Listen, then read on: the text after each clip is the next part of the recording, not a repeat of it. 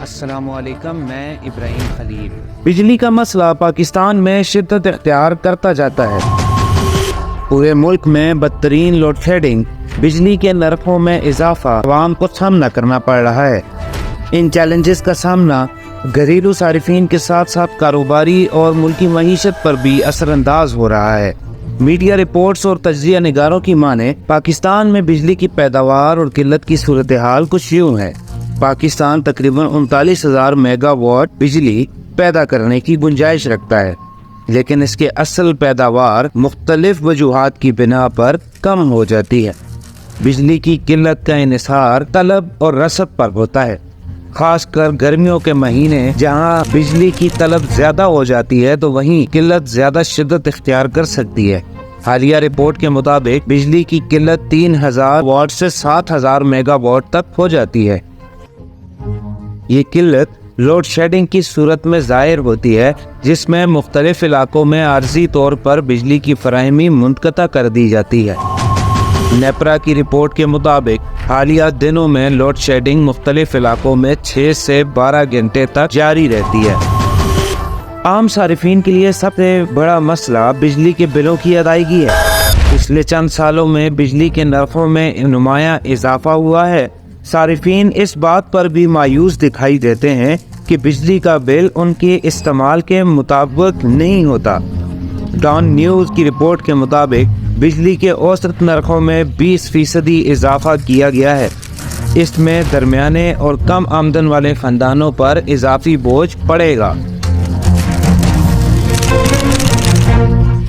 اس پر مصیبتوں میں مزید اضافہ حکومتی پالیسیوں نے کیا کہ حکومت نے بجلی پر نئے ٹیکس عائد کرنے کے ساتھ مختلف سرچارجز شامل کیے، جس میں فیول پرائس ایڈجسٹمنٹ شامل ہے۔ اضافی ٹیکس بجلی کے بلوں میں مزید اضافے کا سبب بن سکتا ہے۔ ایکسپریس ٹریبیون کے مطابق فیول پرائس ایڈجسٹمنٹ سے بجلی کے بلوں میں 10 سے 15% اضافہ ہوگا، جس سے حکومت کو ملک بھر میں احتجاج اور ریلیف کی ڈیمانڈ کا سامنا کرنا پڑ رہا ہے۔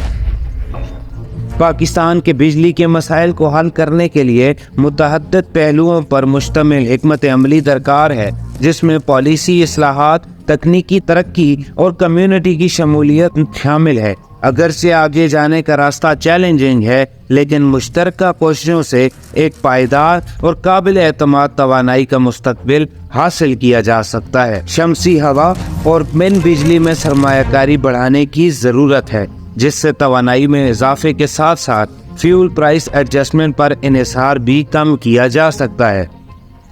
انفراسٹرکچر کی اپ گریڈیشن، ترسیل بجلی اور تقسیم کو جدید بنانے کی ضرورت ہے تاکہ نقصانات کو کم کیا جا سکے اور اعتمادیت پر اضافہ ہو۔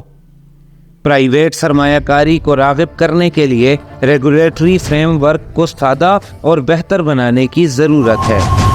کم آمدنی والے خاندانوں کے لیے سبسڈی پروگرام شروع کرنے کی اشد ضرورت ہے۔